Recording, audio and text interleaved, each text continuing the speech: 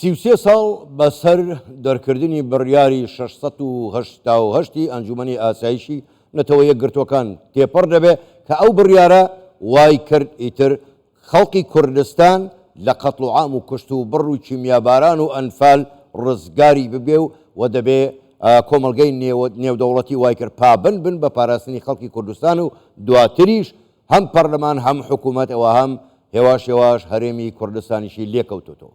بەڵام لە ئێستادا جارێکی کە تا ئێستا تەمی هەڕەشەکان تەمی مەترسیەکان لەسەر خەڵکی کوردستان نەڕەویوەتەوە هێشتا ماوە داخۆ کۆمەلگەی نێودەوڵەتی بەردەوام دەبن لە پاراستنی خەڵکی کوردستان و هەرێمی کوردستان ئەمە لە کاتێکدایە کە ڕۆژهەڵاتی ناوەڕاست دەکوڵێ. بۆ قسەکردن لەسەر ئەم بابەتە دوو میوانمان لەگەڵدایە لەگەڵ هەردووچیان قسە و پرسی زیاتر دەکەین. میوانی یەکەمان عەلی دۆڵەمەری نوێنەری حکوومەتی هەرێمی کوردستان لە فرەنساوە، هەروەها خاتوو ڕێزان حەمەساڵح نوێنەری حکوومەتی هەرێم لە ئیتالیا. شەوتان باش و گەلێک سوپاس بۆ بەشداریکردنتان لەگەڵمان لەم گەشتەی ژووری هەواڵی کوردستان 24. سەرەتا کاک عەلی دێنە لای جەنابەت بۆ خۆت باش دەزانی فرەنسا ڕۆڵێکی یەکجار گەورە و کاریگەری جێڕا لە دەرکردنی بڕیاری 688 نەتەوە یەکگرتوەکان بۆ پاراستنی گەلی کوردستان. بەڵام پرسیارەوەیە کە تا ئێستاش فرەنسا خۆی بە دۆستی کوردستان دەزانێت ئایا تا ئێستاش فرەنسا هەر پێداگرە لە سەرپاراستنی هەرێمی کوردستان و خەڵکی کوردستان؟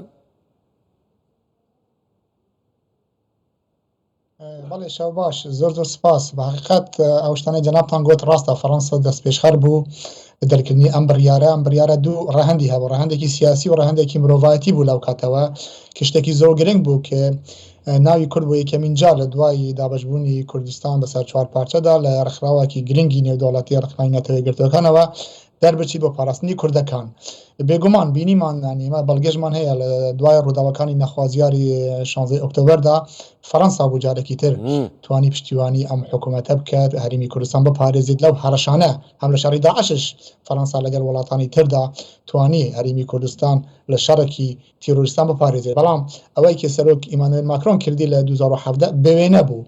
ئێستاش فەڕەنسا لە دوایین سەردانی بەڕێز جەنابی کاکسەفین لەگەڵ وەزارەتی دەرەوە لەگەڵ ڕاوشکاری سەرۆک وەزیراندا دووبارە فەڕەنسا پشتگیری خۆی بە هەرێمی کوردستان دووبارە کردەوە و هەمیشەش هەوڵ دەدا، چونکە ئەو قوارەی ئێستا کە لە هەرێمی کوردستان هەیە فەڕەنسا دەست پێشخەر بووە و فەڕەنساش خوازیارە ئەم قوارە بەهێزتر بێت. بۆچی بەهێزتر بێت؟ چونکە بۆ فەڕەنسا هەم هەرێمی کوردستان هەم عێراق زۆر گرنگە.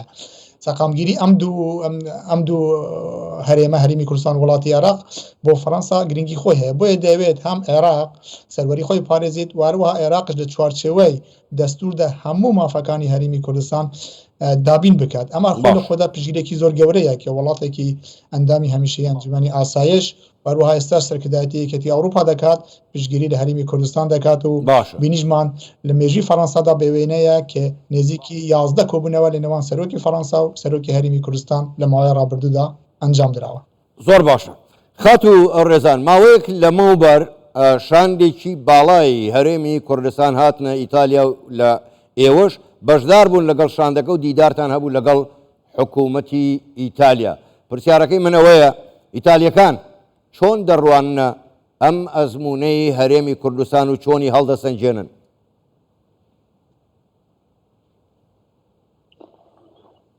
ئێوارەتان باش. بەڵێ ڕاستە شاندی حکوومەتی هەرێمی کوردستان هاتنێرە بە سەرۆکایەتی بەڕێز کاک سەفی دزەیی بەرپرسی فەرماندەی پەیوەندیەکانی دەرەوە.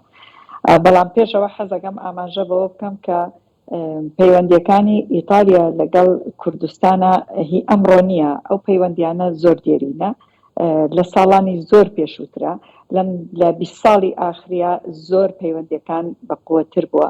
بەڵام ئەگەر ئێمە لە ڕوانگەیەکەوە سەیری پەیوەندیەکانی ئیتالیا بکەین و میلەتی ئیتالیا بکەین، خودی میلەتی ئیتالیا لەگەڵ کوردستانە لە ساڵانی 1777 با بڵێن کەسێک بە ناوی گەرزینی ئەو یەکێک لە قاموسەکانی زمانی کوردی دروست کردووە. چەنەها مەدان هەیە بەناوی مەدانی کوردستانەوە لە ئیتالیا. دۆستاتی ئێمە زۆر دێرینە لەگەڵ ئیتالیەکانە. ئەگەر بێت و بەحسی ئەو دۆزە بکەین لە هەموو حکومەتەکانی ئەم ئەخیرانەی ئیتالیا با بڵێن لە حکومەتە تەکنۆکراتەکان، لە چەبڕەوەکان، لە ڕاستڕەوەکان، هەموو حکومەتەکان پشتگیریان لە دۆزی کورد کردووە. هەموو حکومەتەکان هەر کەس بە جۆری خۆی پشتگیری لە دۆزی کورد کردووە. لە ساڵانی 2009 نوێنەرایەتی حکومەتی هەرێمی کوردستان بە فەرمی لە ئیتالیا کراوە لەسەر دەستی حکومەتەکەی سیلڤیۆ بێرلوسکۆنیە، بەڵام لە ساڵانی دوای ئەوە لەسەر دەستی حکومەتەکانی ترە با بڵێن بەرپرسیان دانا بۆ پەیوەندیکردن لەگەڵ ئێمە. ئەویش قونسڵخانە بوو، لە فەخریەوە کرابە قونسڵخانەیەکی هەمیشەی. کابێت دۆستایەتەکان لەگەڵ ئێمە دۆستایەتێکی دێرینە، وەکو خۆیان ئەڵێن و وەکو بۆ جەنابی کاکسەفینیش و بۆ هەموو بەرپرسانی پێشووتریش ئاماژەیان پێ کردووە. دۆستایەتێکی ئەوەندە دێرینە کە میلەتی ئیتالیا خۆی ئەگەر حکومەتەکەشی لەگەڵیانە بێ، میلەتی ئیتالیا هەمووی لەگەڵەتی، هەرچەندە حکومەتەکان هەروەکو ئاماژەم پێکرد هەموو لەگەڵ دۆزەکانی میلەتی کوردیا بوون. وەکو بینیتان لە کاتی شەڕی داعشا، وەکو بینیتان لە کاتی ڕوخاندنی ڕژێمی سەدامە، هەموو هاوکارێکیان دابێنە. زۆر باشە، دەست خۆش.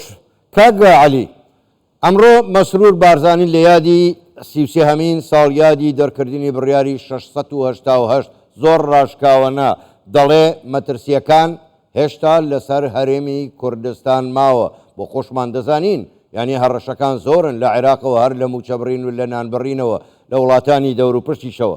بەڵام پرسیارەکە ئەوەیە، ئایا ئێستاش کۆمەڵگەی نێودەوڵەتی کە زۆرێکیان لە دوای ساڵی 90ەوە هەم کونسڵگەری هەم نوێنەرایەتیان لە هەرێمی کوردستان هەیە، ئایا کۆمەڵگەی نێودەوڵەتی خۆیان بە بەرپرسیار دەزانن لە پاراستنی خەڵکی کوردستان و قەوارەی هەرێمی کوردستان؟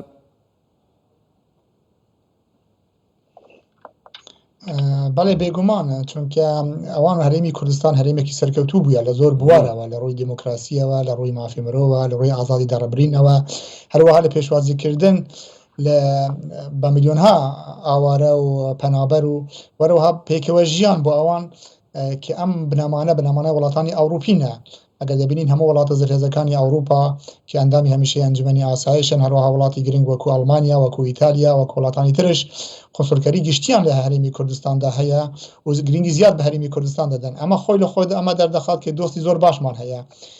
چەند ڕۆژ پێشتر کە لەگەڵ باسم کرد لە نەورۆز بۆ یەکەمین جار ئێمە توانیمان ئاهەنگی نەورۆز لە بارگەی ئەنجومەنی پیرانی فەڕەنسی ئەنجام بدەین کە ئەمە دەستکەوتێکی زۆر گەورەیە لە هەموو ئەوتانەی کە پێشکەشیان کرد وەکو نوێنەری سەرۆکی سێنات کە دووەمین دەستگای فەرمی حکوومەتی فەڕەنسایە لەوێ جارێکی تر بە شخصی گوتی کە پێویستە ئێمە گەلی کورد لەبیر نەکەین، چونکە گەلی کورد توانیتی لە جیاتی هەموو دنیا شار بکات، وەروەها ئاسایشی ئێمەش بپارێزێت، وەرابیتە ئەوەی کە برا مەسیحەکان، برا یەزیدیەکان و هەروەها کەمایەتەوەکانی ترشدا لە هەرێمی کوردستان جێگات ببیتەوە بەبێ جیاوازیدا و هەمیشە هەرێمی کوردستان فاکتەری سەرەکی ئاشتی بووە لە ناوچەکەدا کە ئەمە بۆ وڵاتانی ئەوروپی کارێکی زۆر گرنگە. بۆیە من بە بێگومانەوە دەڵێم وڵاتانی ئەوروپی بە هەموو وڵاتانەوە وەروەها وڵاتانی ترش وەکو ئەمریکا، وڵاتە گەورەکانیشدا پشتگیری لە هەرێمی کوردستان دەکەن. دەبینین قۆنسڵگەری وڵاتی چین، وڵاتی کوریا، ژاپۆن، چەند وڵاتی ترش لە هەرێمی کوردستاندا هەیە. بۆیە بوونی ئەم قۆنسڵخانە لە هەرێمی کوردستان خۆی پشتگیریەکی نێودەوڵەتیە. پێشوازیکردنی سەرۆکی حکوومەتی هەرێمی کوردستان لەلایەن وڵاتە زەرهێزەکان وەکو سەرۆکی ئیمانوئێل ماکرۆن، وەروەها بەشداریکردنی سەرۆکی حکوومەت لە کۆربەندی داووس کە کۆربەندێکی نێودەوڵەتیە، وەرەوە سەرۆکی هەرێمی کوردستان لە میونیخ، ئەوانە هەموو خۆی دەردەخان کە بەڵێ هەرێمی کوردستان گرنگە. ئەگەر تەماشا بکەین ئێمە تەنها هەرێمی کوردستان لە دنیادا نیە، چەندین هەرێمی تر هەیە، بەڵام ئەو پشتگیریە کە نێودەوڵەتی لە هەرێمی کوردستان دەکات بێوێنەیە لەگەڵ وڵاتانی تردا. ئەمەش ئەوەردا دەخات کە گەلی کورد ئەمڕۆ بێجگەلێکچیاکان دۆستی باشتری هەیە لە دەرەوە. زۆر باشە. خات و ڕێزان، هەموو لایەک ئاگادارین، ینی سەرۆکی حکوومەتی هەرێمی کوردستان مەسرور بارزانی ڕۆڵێکی یەکجار گەورەی بینیوە لە ڕووی دیپلۆماسیەوە، لە ڕووی پەیوەندیکردن با وڵاتانی جیهانەوە، هەروەها پێداگری لەسەر پاراستنی خەڵکی کوردستان و مافەکانیان. لە ئیتالیا و ئێوەش وەکو کانیۆنەرن، چۆن دەڕوانە ڕۆڵی سەرۆکوەزیران مەسرور بارزانی لە پاراستن و داکۆچیکردن و دەستبەردار نەبوون لە مافەکانی خەڵکی کوردستان؟